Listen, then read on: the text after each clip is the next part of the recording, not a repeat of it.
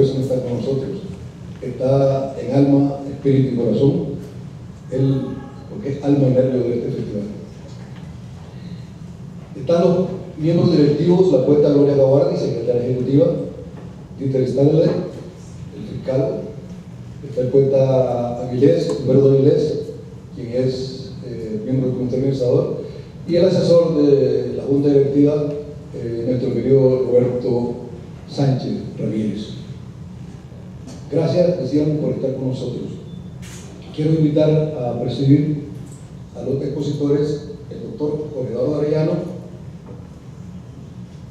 don Noel Ríos Bravo, el poeta Jan Ugarte, don Roberto Avendaño, y está por llegar, nos acaba de reportar su atascamiento en la carretera más allá, el poeta Eric Aguirre, así que pasará de una vez cuando llegue, porque está con ese problema. Sin más preámbulo, vamos a dejar que la misma mesa se coordinen entre ellos. Vamos a tener 6 minutos de exposición para cada uno de ellos. Después de los 6 minutos de cada uno, vamos a tener media hora para que los asistentes y las asistentes puedan participar diciendo alguna opinión sobre la poesía del poeta Urtecho, pueden leer algún poema que le hayan hecho, contar una anécdota vivida con el poeta, etc. Todo referido al poeta Álvaro Urtecho, por supuesto. El poeta Francisco de Asís Fernández, que iba a tener unas palabras en honor a nuestro queridísimo poeta Álvaro Urtecho, delegado en el poeta Jorge Eduardo Arellano, que diga unas palabras que él ya tiene hechas en su nombre. Muchas gracias. Queridos amigos, Francisco de Asís, presidente del Festival Internacional de Poesía de Granada, el poeta más poeta de su generación y el poeta vivo actual con mayor creatividad en Nicaragua, me ha delegado para darle la bienvenida e iniciar este autor y su obra. Es un breve ensayo totalizador sobre Álvaro Urtecho y su linaje cainita. Me refiero al inescrutable linaje encarnado por el personaje bíblico Caín, el homicida. Aludo a la lúcida apropiación que de ese linaje maldito o cainita realizó Álvaro Urtecho Rivas, 1 de diciembre de 1951, Managua, 21 de diciembre de 2007, en su poética, definida por una constante, profunda indagación del ser y por tanto reflexiva. Tal lo reveló en sus 5 poemarios signados por el asombro, la exclamación y la interrogación, todos aparecidos en Managua, Cantata Estupefacta y otros poemas, 76, Esplendor de Caín, 94, Cuaderno de Provincia, 95, Auras del Milenio, inserto con los anteriores en Tumba y Residencia, 2000, más el casi póstumo Tierra sin Tiempo, editado por la Academia Nicaragüense de la Lengua en 2007. En ellos, retomando la vertiente metafísica y visionaria de la poesía nicaragüense, se volcó con mesura como fiel discípulo de Carlos Martínez Lima. Su extenso e intenso poema Cantata Estupefacta, 1979, fue un ejemplo de ese discipulaje vital y literario. En efecto, parte de algunos recursos estilísticos del poeta de dos murales para asumir su actitud ante la vida, la negación de los dones del mundo. Sí, no utopía, no discurso triunfal, no patria, no familia, no currículum. Así optó por seguir al pie de la letra el consejo de Martínez Rivas. Un auténtico poeta debe ser sin patria, sin partido y sin mujer. Nutrido de lecturas europeas, Novalis, Rimbaud, Rilke, Nietzsche, Leopardi, Valery, Alexandre, Cioran, entre otros, Urtecho construyó su mundo a través de la interiorización marcada por el fuego de la poesía. Cito: tenemos fuego, lo sabemos por el día que levanta su hechizo entre la luz de los ondeantes pabellones. Lo sabemos por la rosa y su arrogancia, por el hondo sentido que vuelve al hombre, noche, sombra, mendigo de eternidad.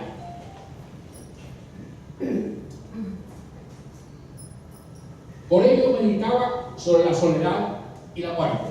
Cito: pasaremos como la hierba deshecha por el viento, partiremos sin retorno, seremos la belleza que un tiempo cruel estrujó, y también sobre el cosmos y la música contemporánea. Cito: el saxofón como un impulso o lamento, o como un chorro dorado desgranizándose, cabalgando sobre oleajes de baterías secas, precisas, arácnidas, retráctiles. Por ello también, además de trazar figuraciones del tiempo, denunciaba la impostura del dinero y de la mentira, mas también le asistió la nostalgia en el cuaderno de provincia.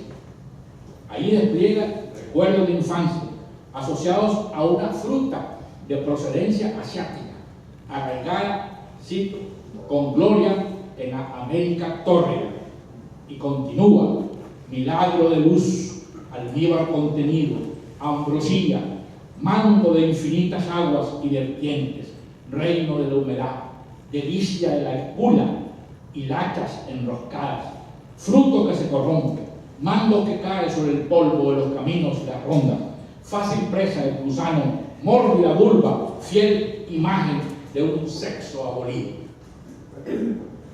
Asimismo, en dicho poemario describe personajes entrañables y evoca espacios telúricos.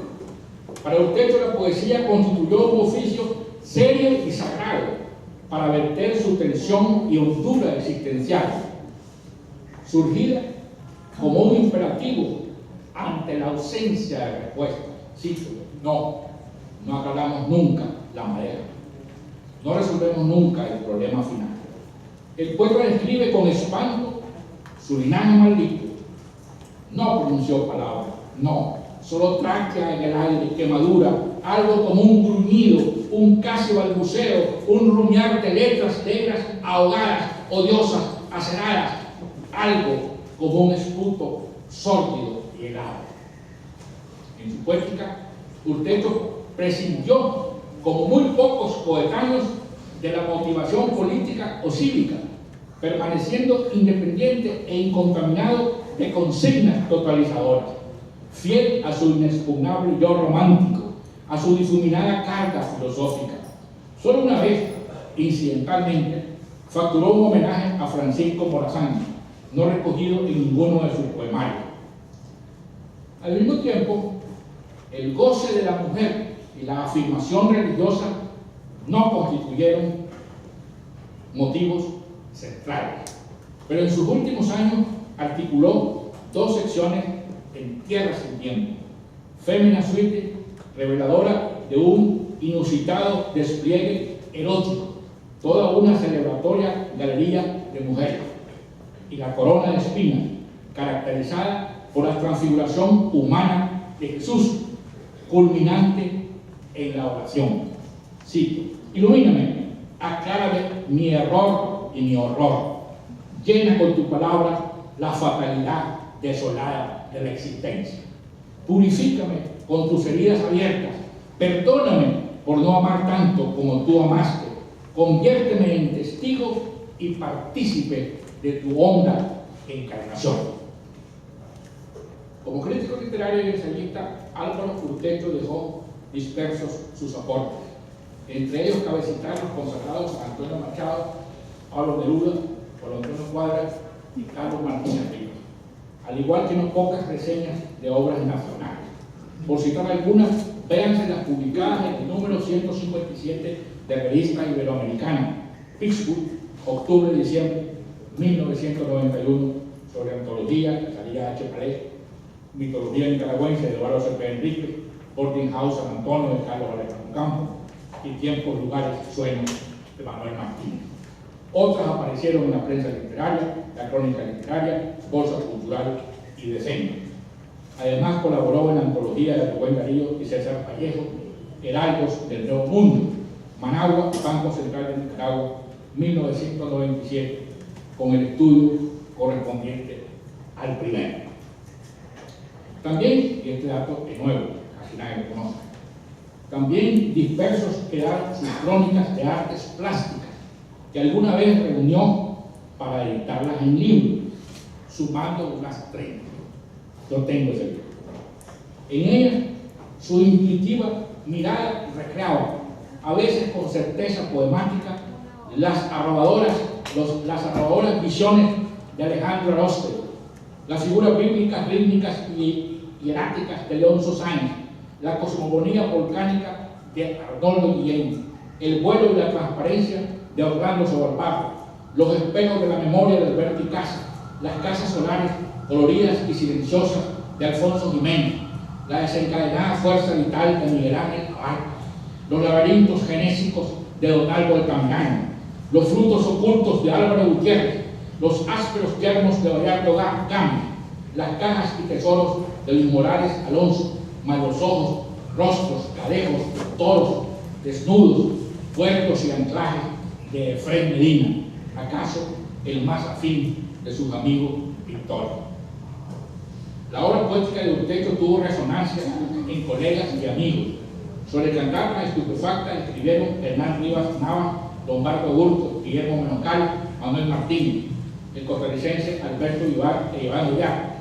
Sobre Esplendor de Caín, Eric Aguirre y Juan Sobalbarro. Sobre Cuadernos de Provincia, el mismo Ullar, Jorge Eduardo Arellano y Edgar Cardosa Bravo. Sobre Tumba de Presidencia, de nuevo, Juan Ullar y Carlos Minense. Valoraciones precisas elaboraron en español Tico Constantino Lascas, y ladridos y voces y campanas fluyendo sobre 8 poemas aparecidos en la prensa literaria de la Nación, Costa Rica, 2 de julio 78. Stephen White, Amor y Soledad del Paraíso, en 3 poetas contemporáneos, sobre Francisco Valle, Anaíse Gómez y Álvaro Urtecho. Doy la fecha. Danilo López, Álvaro Urtecho y la construcción del yo. Moisés Elías Fuente, Álvaro Urtecho, poeta orgánico. E Iván Uriarte, Dylan Thomas y Álvaro Urtecho, 2 poéticas aparejadas con la muerte. Ambas en Nuevo Amanecer Cultural, 18 de diciembre de 2010. Finalmente, su amigo de Masaya, el poeta Rodolfo Sánchez Arauz, compiló el último trabajo de Uriarte, uno de ellos, Aguirre, Tiempo de Canto y de Ceniza, y otro de Dagoberto Bendaña, Álvaro Urtecho y la Tumba y la Palabra, más 13 elegías del citado Sánchez Arauz en el proyecto Presencia de Álvaro Urtecho 2015. Muchas gracias.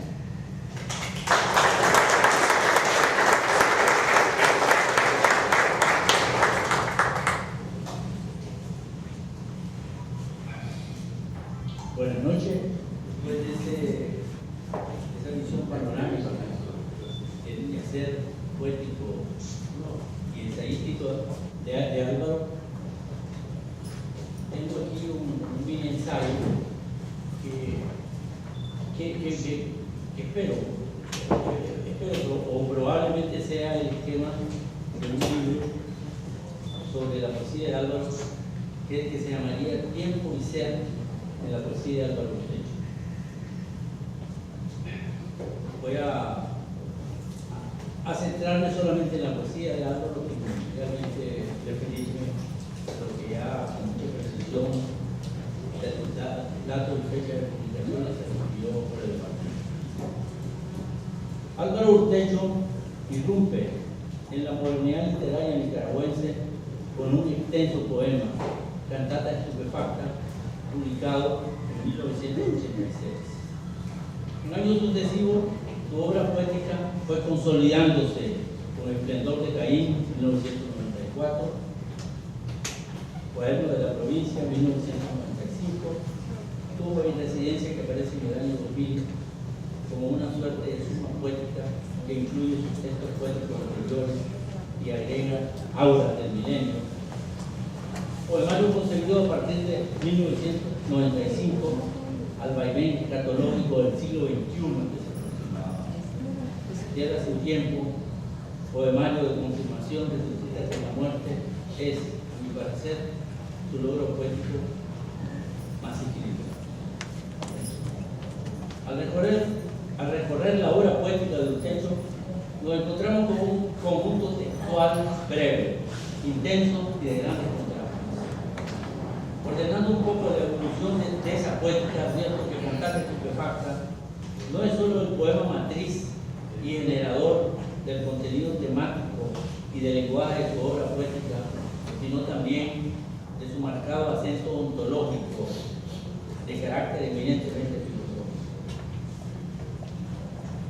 La obra de Ustecho no es solo de gran coherencia temática y lenguaje en su pasaje de un libro a otro, sino que también su intensidad lírica focaliza grupalmente sus temas y algo notables contrastes. El esplendor de Caín entonces viene a ser la culminación y perfeccionamiento de Cantate Estupefacta, descubrimiento e instauración de la muerte como mito triunfador, como primer imagen acábica del mundo. Aunque en estos dos poemarios hay influencias y precursores diversos, contratables en los epígrafes que los textos ostentan, son herederos de una luminosidad carnal y sensual que había proliferado en Darío y que en esos textos se trasluce como un espacio más que luminoso, creador de sombras, claroscuro y contrastes cavernosos, donde la presencia de la muerte es una constante que acompasa los días. Así leemos el poema Macabra, el cual es un fragmento nada más. ¡Qué horror si te siento petrificado entre mis brazos! Si tus ojos negrísimos, si los astros, si las horas rizadas, si las aguas, el relente, la violada luz son solo visión ebria, signos maravillosos de la pobre conciencia que quiere saber, penetrar, traspasar el plumaje terco del sentido, taladrar este inexhausto cráneo de planetas, de estelas luminosas, agarrar la piel metida de la piel abrazada. Cuaderno de la provincia, su tercer poemario, hace gala de un exteriorismo original, a diferencia del que predominaba en la década de los 90, que recurre a la sátira y la ironía, logrando darnos una imagen daguerrotípica del provincianismo pacato y carente de visión, pero sumergido en un mundo de luminosa coherencia, luminosidad de la ciudad de tu infancia, Rivas.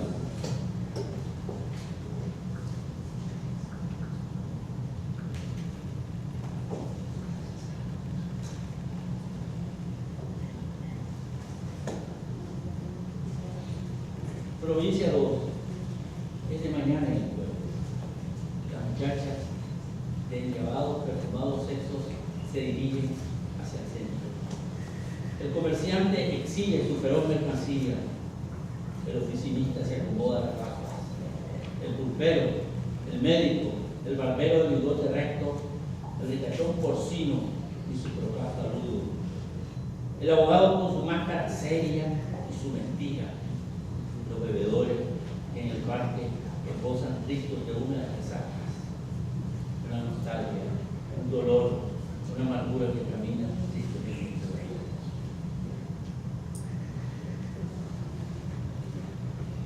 Tuve residencia cuyo lapidario título convoca a sus filósofos y poetas preferidos, Nietzsche, Heidegger, Zoran, Rilke, Alexandre, Lore Guillén.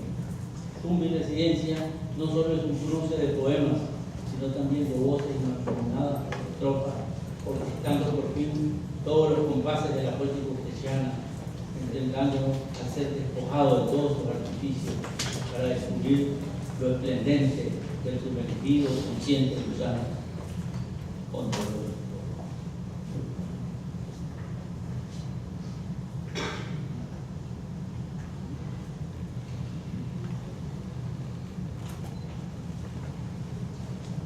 Este es un fragmento de Red, un poema que, para comentarlo más, algo que escribió en mi casa en uno de los tantos fines de semana que pasó, que compartimos.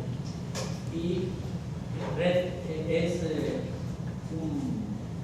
un disco que a él le encantaba, de King Crimson, ¿verdad? Un grupo inglés que hoy no se oye muy frecuentemente, pero que realmente llegaba a verdaderamente alinear con la música clásica.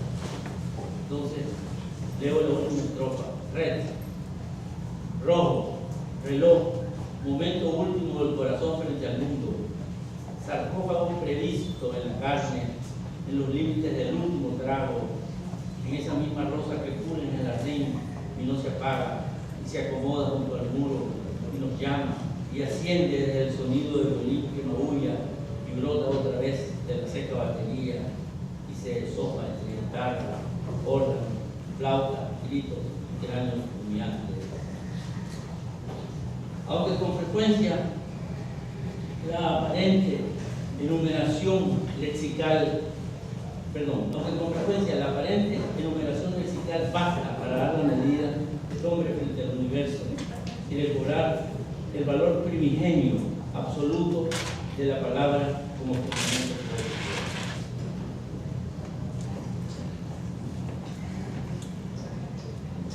Este poema compuesto apenas de una sucesión lexical, ¿verdad? Que por el título me recuerda a Robert Brown, Tocata. Hombre, noche, cráneo, un estampido abre un agujero blanco. Tiempo, moho, cucaracha, un estampido, un agujero. Rico, niebla, semen, un agujero, un estampido. Estrella, estela, espuma, vibración. ¿Son guirnaldas o cadenas? Cráneo, noche. Auras del milenio, el corpus textual que Álvaro agrega al recuento lírico de tu residencia, equilibra ese concierto de búsqueda que satura y sutura el libro en el limitado recinto de Tranche de Vie, trozo de vida, que se nos concede en el pasaje por este mundo. Tranche de Vie, en el que nacemos y marchamos en vana y bajo apariencia. Pero tal vez solo la luz de la poesía es la única que puede salvar al hombre de su orfandad, ya sea por el destello de la provincia o la iluminación constante de la infancia, luz que se agrega alrededor de los elementos vivos que conforman el matérico universo. Día solo, las 6, las 7, las 8, las 9 de la noche. Nada pasa, nada ocurre, nada transcurre, el tiempo no circula, no existe, no insiste, no pasa nada, solo el agua del grifo con su sonido. Las manchas de la sombra el día que se fue, los cráneos y los ojos que habitaron su luz, el móvil, las cosas puestas ahí para ser retomadas, para ser reactivadas por la sangre, retorna de nuevo como un río, como el tiempo de la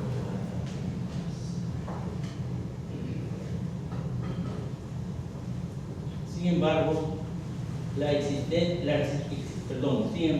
existencial estancia, le hace residencia, que conforma cada uno de los poemas de esta apretada suma, nos dan, nos traen, retienen un aire de provincia, de apartada y secreta soledad, lo universal y lo provincial, lo existencial y lo lugareño, lo moderno y lo nostálgico, lo musical y chirriante, lo leve y lo áspero, lo terrestre y celeste, lo angelical y demoníaco, lo erótico y lo místico, constituyen, se erigen como polos dialécticos de su residencia, un verdadero umbral de ese milenio que traía de tajo, como el poeta bien lo dice, sentirse en el umbral, en el dintel de un siglo a otro, de un milenio a otro, de una cifra goteante a otro, que en su vacío espera la plenitud.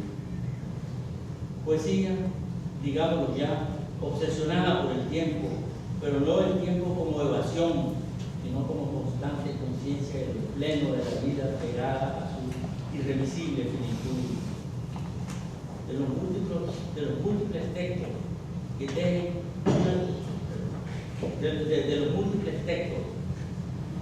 una estructura temporal que singulariza la poesía, leo, para finalizar, Arena inscrita de tierra sin tiempo, donde la palabra poética de los techos logra equilibrio y grandeza.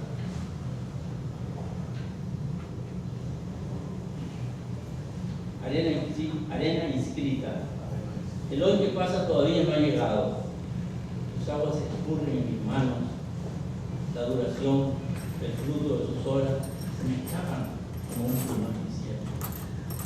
Medito, y solo sé que he meditado toda una vida contemplando esa sombra reflejada en la piedra de la hoja en el esa tristeza eterna del silencio alzado en su desnudez, brindando ya con el sonido ceniciento de las voces humanas que vienen y se van como náufragos o ahogados que no terminan de llegar a la arena. Medito, contemplo, observo, inquiero. Repito que el hoy que pasa todavía no ha llegado, que solo miro el mundo y sus atuendos a través de la fisura, los bordes del deseo y su ceniza, como un mendigo que pide realidad. No amor, ni plenitud, ni gloria, ni áureas monedas arrojadas contra la losa, sino simplemente percepción, certeza, tacto, siempre congelado y la hermosura.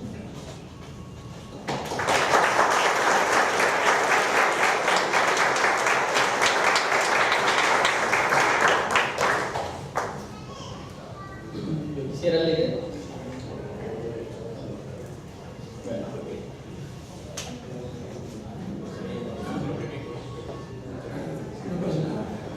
Un poco la agonía, pero bien, no me la ha dejado muy fácil mi intervención porque precisamente con el fragmento del poema que he leído, pues así comienzo, lo quiero comentar yo,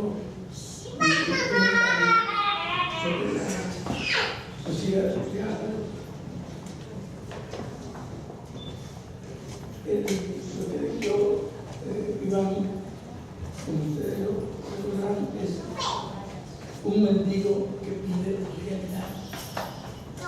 Yo creo que eso fue Álvaro Techo. Un hombre siempre en busca de la verdad. Un hombre que, como dicen esos versos, no se hallaba otra cosa más que penetrar en la esencia, en el misterio de las cosas del mundo. Yo conocí al poeta Álvaro Techo en el año 1979, año de entusiasmo jovial y proteico que no se recoge en nuestra historia. Trabajaba entonces el poeta Álvaro Techo en el Archivo Nacional bajo las imperiosas órdenes de don Jorge Eduardo Arellano, que trataba de enderezar, clasificar y poner en orden y en pie ese valioso recinto, ese valioso depósito de nuestra memoria histórica. El poeta Techo, con sus bien vividos 27 años, aparentaba más edad biológica que de su físico bastante corpulento y redondeado y víctima de una calvicie prematura que a veces despertaba el humor irónico y sano de su jefe amigo. Desde el momento que comencé a tratarlo, constaté en él un perfil de intelectual raro en nuestro terruño, venía de realizar estudios en Barcelona, Madrid y Costa Rica. Era un lector agudo y penetrante de clásicos antiguos y modernos, ya fueran poetas, ensayistas o filósofos. Era lo que llamamos en auténtico lenguaje retórico un hombre culto, un hombre con vocación humanista, amplio de saberes, con verdadero sentido crítico y culto a la verdad. Y fueron precisamente estas características de su personalidad y algunas otras más íntimas y cotidianas, como la de buen amigo, buen compañero, inigualable histrionismo, la que favorecieron su incorporación y acaso su protagonismo en la vida literaria de este pequeño país. Era pues un poeta clásico, culto y moderno. Clásico porque a través de sus obras vemos la constante cita a los grandes autores de la antigüedad clásica y moderna. Culto en la medida que su romanticismo era un romanticismo no de lloriqueos ni de estas confesiones personales, sino un romanticismo que buscaba el verso moderno, el verso nuevo, el verso que no estaba sometido a los cánones tradicionales, pero de una pureza y de una depuración realmente bodleiana. Aquí se ha citado a Baudelaire, lo ha citado por Eduardo, y el mismo poeta Urtecho decía que él realmente había traído la poesía a la ciudad, o a la poesía de la ciudad. Baudelaire, como se sabe, es el creador de ese personaje que se llama el florero. Baudelaire sacó a la poesía del occidente del campo y la trajo a la ciudad, y supo ver en la ciudad, en la gran urbe, en lo feo, en lo anormal, en el vicio, en la prostitución, en la droga, esos elementos que constituyen hoy el sentido de la belleza moderna.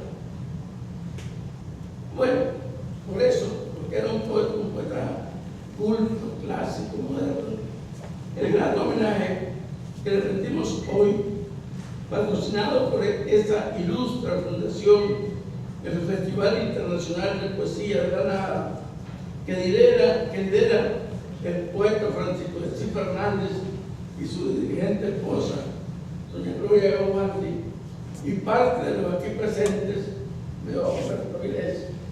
No es absolutamente nada gratuito, sino altamente merecido. Es un acto de justicia poética, por quien consagró su vida a la literatura, a la escritura y a la enseñanza y divulgación de estas mismas, desde las revistas, suplementos, periódicos y enseñanza universitaria. He dicho que el poeta Urtecho era un estudioso de clásicos antiguos y modernos. Pues bien, si repasamos sus obras, vemos cómo esta hunde sus raíces en la cultura grecolatina, mediterránea, occidental y cristiana.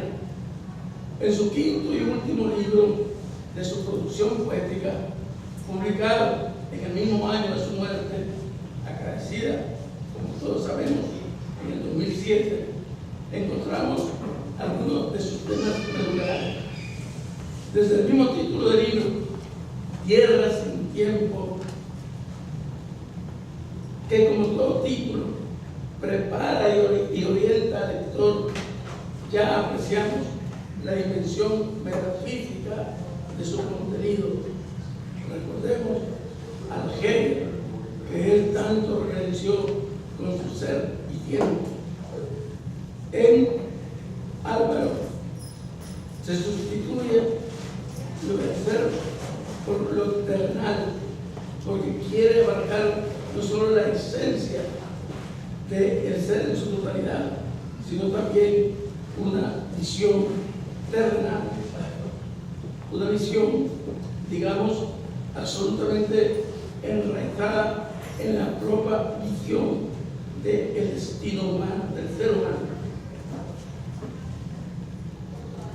En la primera sección de este libro, que se titula Arena Inscrita, el yo del poeta medita, reflexiona sobre la imposibilidad de la palabra, del lenguaje, para nombrar el mundo, porque lo que sabemos y apenas avisoramos está rodeado de silencio, porque la única verdad al fin es el silencio, nada, el vacío.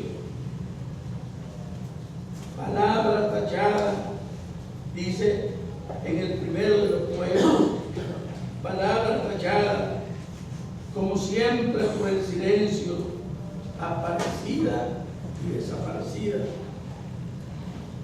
Es lo mismo que afirmaba Becker en el famoso poema tantas veces citado, que expresa las rimas, aquella que dice de que la palabra es un mezquino idioma, ese mezquino idioma que no puede nombrar al fin de cuentas al mundo en su totalidad, solo en apariencia, como señalé ahora mismo.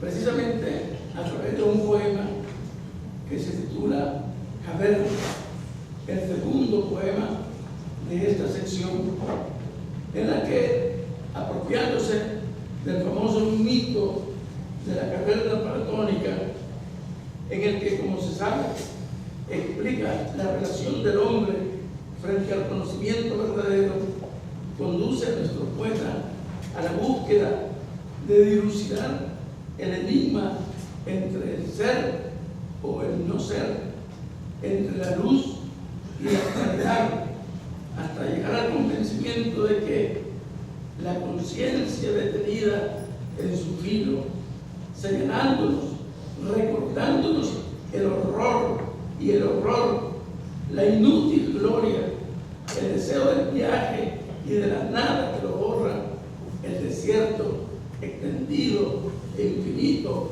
como una página blanca. No otra cosa dice cuando niega que el mundo tenga sentido, que la realidad es la nada, que todo lo que existe no es más que apariencia. Cito, máscaras con su noticia vil que se borra al instante. Seguramente esta conciencia del vacío de este mundo llegó al poeta Bostecho, lo acabo de ver.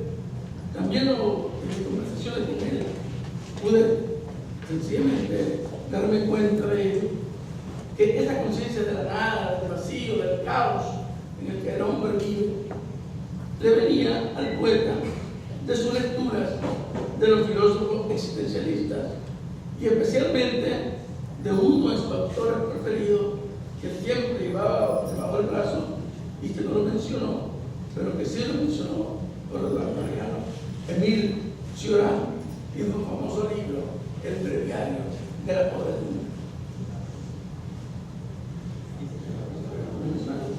Perdón.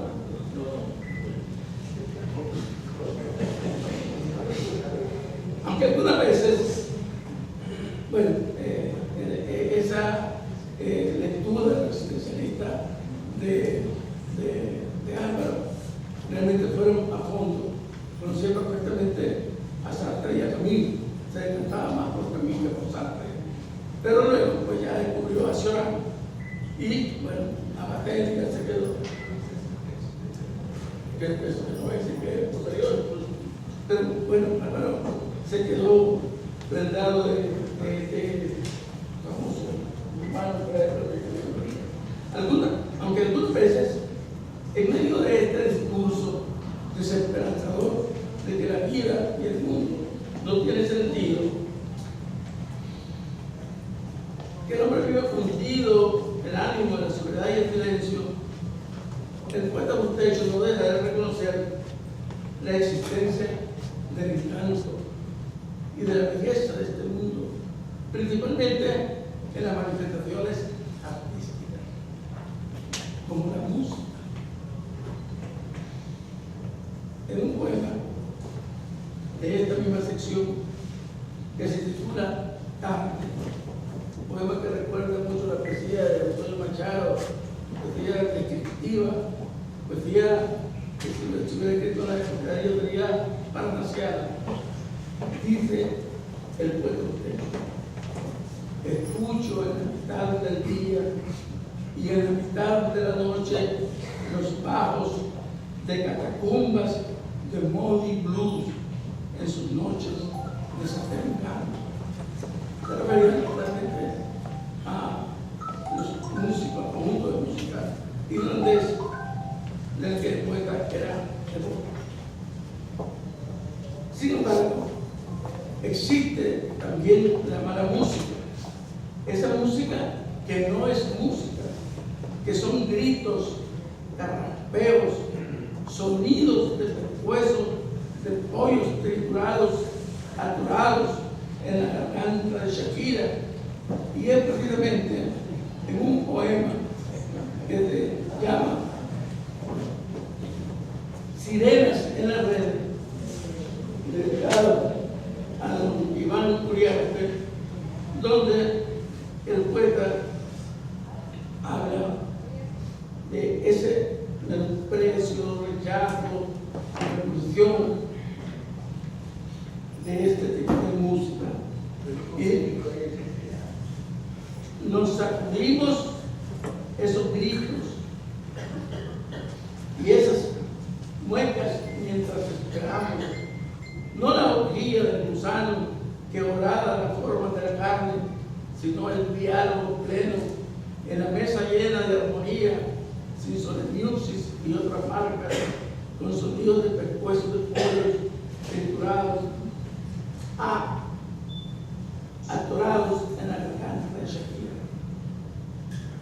Pero en el otro poema, que se llama Intermezzo en el bosque, el poeta supera esa, digamos, visión de la mala música y contrapone otra música, que es la música auténtica y verdadera. Álvaro era realmente un fenómeno y de música, desde la música popular a la música clásica. Si ustedes lo leen los poemas, verán que le dedico un poema a la Sonora Matancera, como se le dedica también a Tchaikovsky o a cualquier otra música. Es decir, eso lo lleva a él a una especie de eclecticismo, una especie de nietzscheana, de creer que por medio del arte sí alcanzamos la salvación. El arte es la única forma de redimir al hombre, tanto de su ignorancia como de su, digamos, destino trágico. La música eleva al hombre, eleva el espíritu del hombre. Y ella, en ese sentido, como manifestación del arte, sería, tal como le decía Wagner, la más alta forma del arte. En el Intermezzo en el bosque, que es otro de los poemas que él incluye en esta sección, habla precisamente de esto que me estoy refiriendo. Pero Álvaro también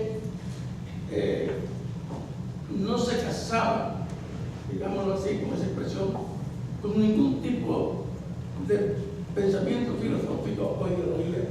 Tenía sus preferencias, pero le repugnaba el sectarismo, el dogmatismo o cualquier otra forma de pensamiento radical.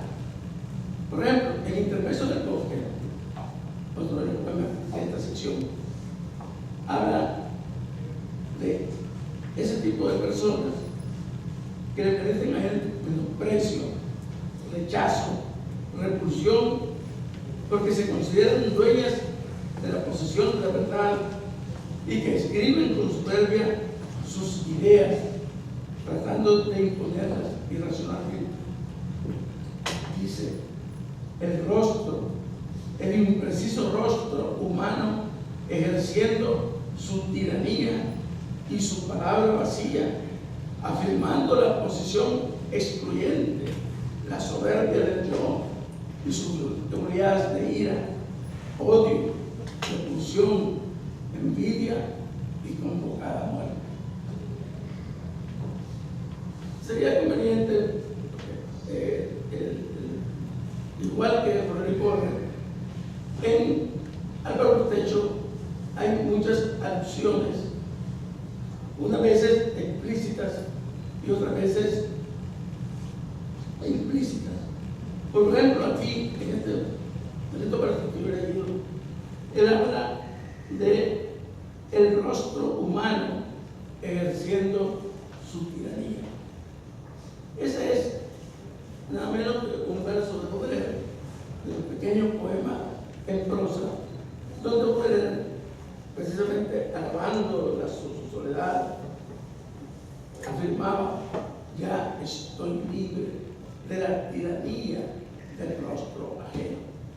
Y Álvaro no necesita mencionar a Baudelaire para que nosotros, sus lectores, Álvaro Cortecho, un poeta culto, descubramos su linaje de el hombre, el flanero, que va por las calles buscando las verdades en lugares insólitos. Luego hay otro poema dedicado precisamente a Francisco de Asís Fernández, en el que esa concepción primera de negar la realidad del mundo y buscarle sentido, ese sentido del vacío y del caos, también dice que encuentra su superación hemos dicho, en la música, y así lo reitera varias veces. Dice: vivo deseando la música armoniosa de los planetas que se fueron desde cuando yo era un niño. Ese sentido de la nostalgia, de un mundo desaparecido, de un mundo que